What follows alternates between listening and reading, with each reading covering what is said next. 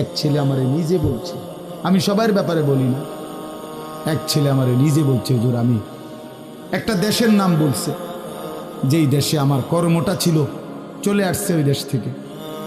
আমার বলছে, হুজুর আমার কর্মটা হলো এই, মদের বার, মদের হোটেলে নারী পুরুষ উলঙ্গ জিনাবে বিচার করে, আমার দায়িত্ব শুধু পাশে দাঁড়িয়ে মদের বোতল নিয়ে দাঁড়ায় থাকা, যতবার তারা চায় অতবার তাদেরকে মদ গ্লাসে ঢেলে দেওয়া, তাদের হাতে তুলে দেওয়া।